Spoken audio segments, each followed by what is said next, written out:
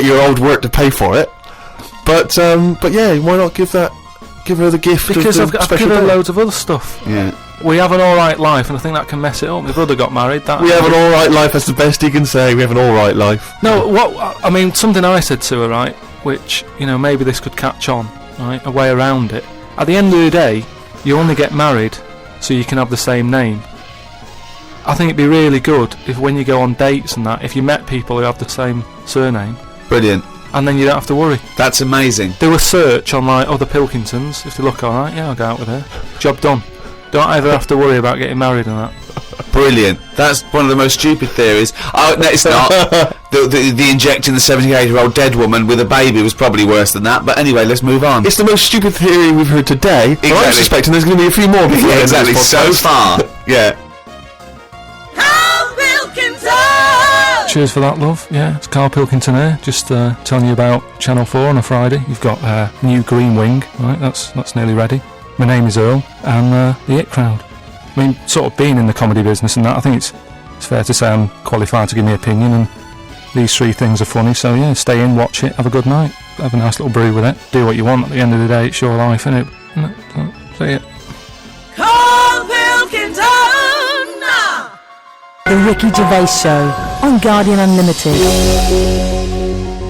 Still to come, of course, Monkey News and Carl's Diary, excerpts thereof. I wonder if we should have a jingle for questions for Carl, because there's a lot of questions coming in for Carl. Okay. Oh, chimpanzee, that question's for Carl. Yeah, okay, no, fair enough, that works. Okay. This is from Jim and Bob in Manchester. Carl, if you could talk to any animal, which one would it be, and what would you say to it? Insect, animal, anything, fish, anything. Well, they said animal, but that's broad to anything. Animal, creature. Insect is an animal. Yeah, no, but I'm just, I don't want to get it wrong. I'm just thinking about. Yeah. There's a lot of stuff out there, isn't there? I'd probably go for the tortoise. Okay. It would take a long time to walk away from you while you were talking. No, just because most animals would be off straight away. Yeah. Just because they live for ages, so they'll have loads of stories. They've lived through a lot. You know what I mean? Through wars and stuff. Well, if you get an old one, if you get like an old one, that's about. Yeah. Most of them have lived in a box in a garden for 52 years. No, but you get some that have been about. And even if it's in a box, you can overhear. They've really travelled, have they? Yeah. I mean, some of them have experienced more than you. Yeah. But they've broadened their horizons a bit more than you. They could probably teach you a thing or two, yeah. And what would you hope to learn from them? Just history. Right. From their very specific tortoise perspective. Other emails. We've had a lot of questions about time travel. People are fascinated about your approach to time travel, and I know we talked about this in the past, but this is a very specific time travel question. If you had a time machine, Carl, to what event in your childhood would you travel back to, and why? What's the point in going back to things that you thought? No, it's just that it's never as good, is it? It's like a place you go on holiday, and you go back thinking it'll be as good as the first time. It never is. So I don't believe in going back to places. What do you understand the question as? Do you think they're asking, would you go back like a ghost and spy? Would you go back and you've got your childhood back? You are that child again. You're in the body. You are the child, or you've got your adult head and experiences. Rick, I really don't think Carl was thinking there was any of those variations. Let's be honest. But now that you flagged it up, I think he was thinking of him as he is now in school with a cap on. yeah. But too big for the chairs. yeah. Come on. No, I don't think I would go back. It's all happened now, isn't it? Yeah, but it's an email to a podcast for our own amusement. Well, okay. Choose an event. Okay, forget the time travel thing. No, hang on. I think let's clarify one of Ricky's points. What if you could go back and you could live that moment again? How would you do it differently? There's been times where I've gone, that was a bit out of order or whatever. But then you learn from your mistakes, don't you? So I don't want to go back and change stuff, because it's like that thing that they go on about, innit, where they blame the butterfly on an earthquake. It's going to happen. If it wasn't that butterfly, it's another one. So why pass the buck, is what I'm saying. So you've got no regrets. There's nothing in your past you'd want to change or do differently? What about if you went back and you spied like a ghost on something? You couldn't change anything, but you could have a look at someone and just sort of look like Ebenezer Scrooge does with the Ghost of Christmas Past. He goes back and he's sort of like looking at himself dancing and stuff, or What would you do? What would you go back and have a look at? Yeah, but you're asking me to change. I don't want to change. Yes, it. you're not changing, you're just observing. It's impossible. All right, I tell this you what. question, this is Yeah. it's not going to happen. You're not going to have to do this. It's impossible. Right, yeah, I nearly died once, didn't I? On an ice pop. Right. Right? Now, maybe if I would have died, I'd say, well, let's go back to that, and I won't have an ice pop. You wouldn't be doing the podcast if you'd have died. You wouldn't be having this email put to you. What are you That's talking absurd. You're about? now saying you're rewriting history and then going back to change it. Yeah. There's no need. You didn't die. And we've changed it. You can't change anything. You're just going to go back and watch them. Would you like to go back and watch yourself choking on a Mr. Freeze? No, that's what I'm saying. That's why I wouldn't go back now, because I'm alright. I haven't had one since. I've learnt a lesson. I'm not missing them ice pops. So, I don't think you're making the most of this opportunity to fantasise. I don't see the point in going back in anything. I mean, do you mean go back in time to the point of you can see, like, Rome? In your childhood, were there gladiators Well, in your that's what I'm childhood? saying. Everything I've been through, so why see it again? Forget it. It was just a nice little question. I mean, that shows the lack of imagination Right, in Carl alright, Pilkington. can Your I- mind can't alright, fathom what- something unless it's like, got two heads. But I don't see the point in doing something twice. Because the thing is, say if there's one good moment when I was about 6 that I loved, I'd then have to go through all the other 20 years. Again. Well, why? Why have you imposed that? It's a fantasy. Make up. You could go back and come back Yeah, again. whiz back and fast forward 35 years. Nah. Brilliant. No. Like it was on offer. Like this was really on offer. Move on. Migrant workers in South China are wearing adult diapers on packed trains heading home for the New Year holiday because they've got no access to the toilet. Many supermarkets in this particular part of China have reported a 50% increase in sales of adult nappies for the train trips.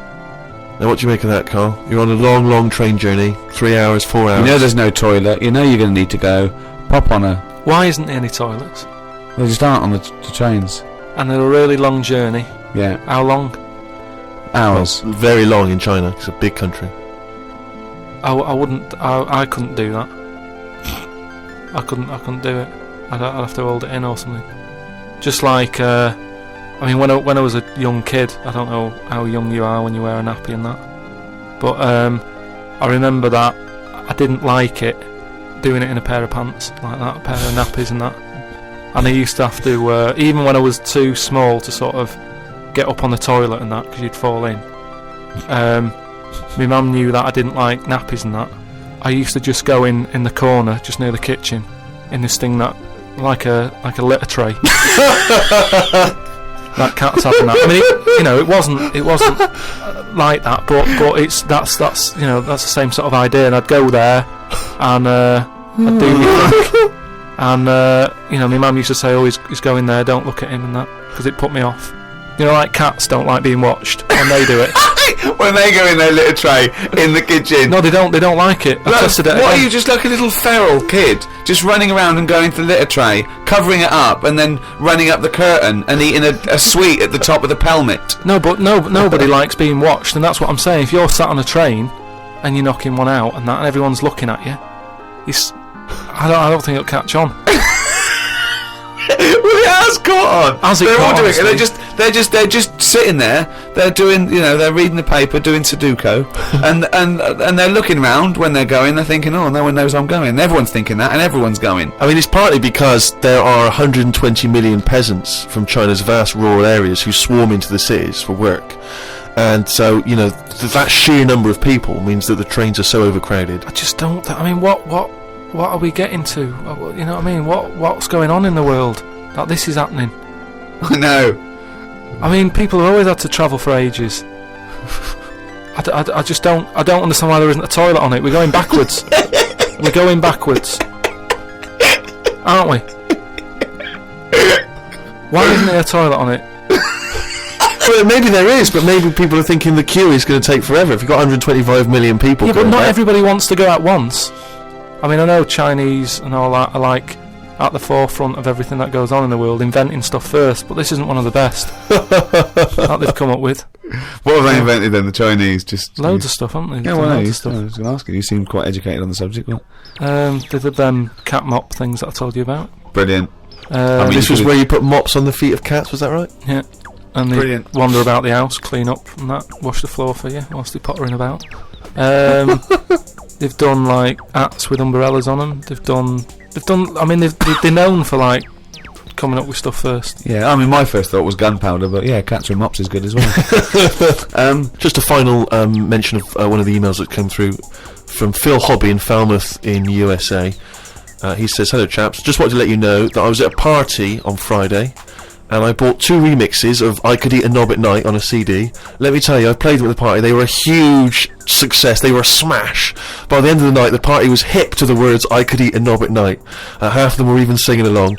So big thanks to you, Ricky, Stephen, Carl. Now, what would be ideal, of course, I suppose, is one of the big superstar DJs, if they could drop that into their set. You know, a Carl Cox, a Fatboy Slim. Tong.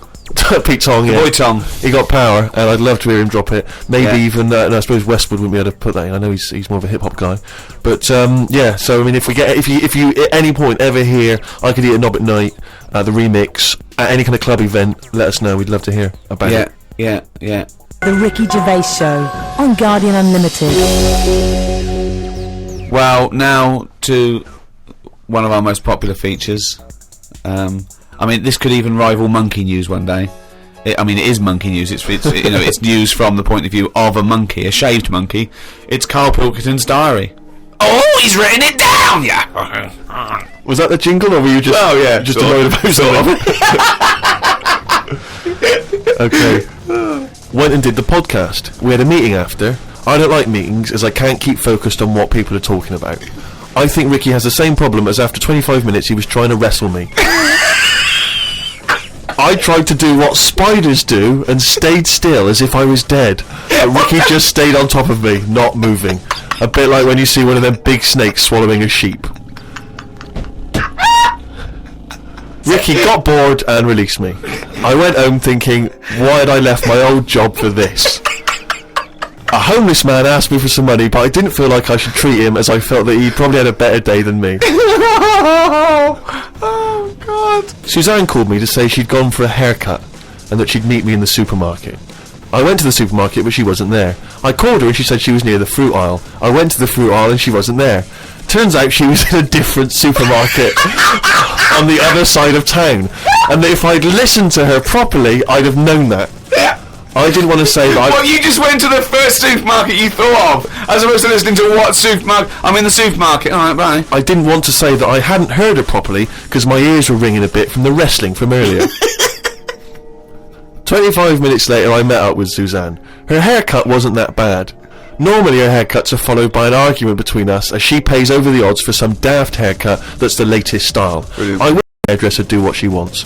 I said I only tell her to do this as she's got a square head and a close-cut hairdo makes it look squarer. She said, what do you think of this cut? I said it looked alright, as I couldn't be bothered arguing about it. It's weird writing a diary. I don't know who thought of doing one of these first. The last time I did one was at school. They used to get you to do it so they could keep an eye on whatever you were up to. My diary used to say the same thing every night. Got home, went to the shop to get potatoes, bread, milk. Went home, watched telly, went to bed. I think I might have gone to Twiggy's Dance Club just so I had something different to write. You've not told us about Twiggy's Dance Club. It's just, you know, I sort of, when I was a kid, I sort of gave everything a bit of a go. I did boxing and that, didn't I? Gave that a go. About 45 minutes. And yeah, a mate sort of said, oh, you know, you're into your dancing, your robotics and that. You're doing your body popping, right? Body popping and that. He said, you ought to come to Twiggy's. And I went there, but I didn't go in. It was shut. They were just having like loads of toilet rolls delivered. I think like they were like using it as a storage place for toilet rolls and that. So I said, oh, I've come to have a dance. And like, oh, not tonight. Come back tomorrow. I never went back. Brilliant. What a waste of an anecdote. Brilliant. Just to recap, you're convinced then that the teachers are asking you to keep diaries so they can keep tabs on you. And then to continue the diary, as there were more problems happening on the estate, they started to add Saturday and Sundays to the school diary to keep an eye on what we were doing at the weekend. I struggled to fill it on a Sunday as the shop I got potatoes and bread from was shut on a Sunday. I had to go over to Shepherd's Bush to meet someone. I got the tube. There was a badly burnt man on the tube. It's amazing how the body can continue through quite a lot of bad stuff. It got me thinking about how much stuff you could remove in your body, one by one, without dying. If it was a competition, the cockroach would win, as it can live for a week without a head. I just mean like Say if, they run out of ideas for TV programmes and that, right? They get someone who isn't well. They go, look, do you mind if we make a programme on you? And what they do, they sit them in the bed, and they go, right, what we're going to do now is take out the heart, but replace it with a pacemaker. Right, No. Sorry, people with pacemakers don't have their heart taken out and a pacemaker popped in. Alright then, some sort of machine. What I'm getting to is... Have you been playing Operation? What I mean is the big finale would just be a head chatting with loads of wires going into it, and it's like, look what we can do with science. That's what the programme's called. It's the same every week. The volunteer is just a head with loads of wires coming out Look of it. what we can do with science. And he's going, goodbye. Got some post delivered to me today. It was... oh, this is This great. makes it in the diary. Got some post delivered to me today. It was addressed to Mr. Dilkington.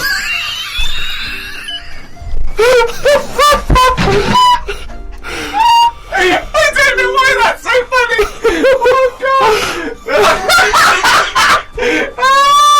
I got some post delivered to me today. It was addressed to Mr. Dilkington. I opened it and the first sentence read, "Dear Mr. K. Dilkington, you are one of our most valuable customers." I put it in the bin.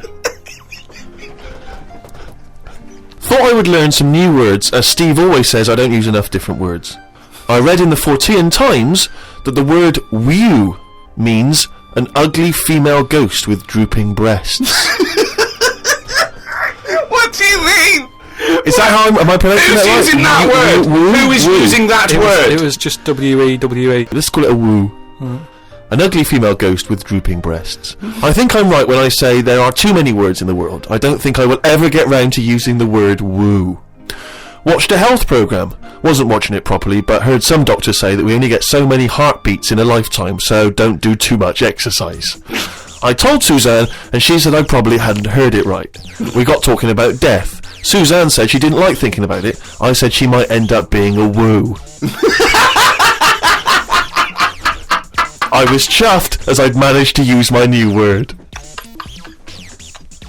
I went to the supermarket to get tonight's tea. On the way I stopped and looked in the fishmongers at all the different fish they had in the window. It's like a child in one of those kids' TV shows. I know. Mr. Pilkington went to the fishmonger. He stopped and looked at all the fish in the window. Hello, Mr. Dilkington, they said. There was a newspaper clipping stuck on the glass about a two-headed fish that they've made in Taiwan. I don't see the point in doing this, as a fish having two heads ain't gonna solve the world's hunger problems, as the head is the bit you throw away. Invent a fish with two bodies, and I'd say well done. Good point, isn't it? Suzanne watched one of her favourite TV programmes. I've told her the telly only goes on if there's something she wants to watch. If there's nothing on, she has to talk to me about stuff I've learnt. Like Descartes. Watched a programme on him the other day. He is the one who said something like, "I know I'm about because I dream." Doesn't work for everything because ants don't sleep. I don't know if I'd like that or not. You don't know if you would like it if you didn't ever I'm not sleep. sleeping. It's just one long day. I don't know how you put up with that. Do you think it'd be a good idea? No. Why not? Because, as you said, it would get a bit boring. You know, your sleep is your rest, your time off. It helps you detoxify. It helps you sort of think things through on a subconscious level. But don't you ever get it where, I mean, sometimes it's brilliant to have a sleep when you're tired, but don't you sometimes feel that's like... the best time to have a sleep when you're tired. No, but sometimes when you go to bed and you're not that tired and you're kind of thinking, oh, I'm going to waste some hours of my life now and I'm not really in the mood for this. Well, that's just wishing you had longer on this earth doing creative things. I mean, if you didn't have to sleep, you could spend more time talking to a tortoise and going to the toffee shop.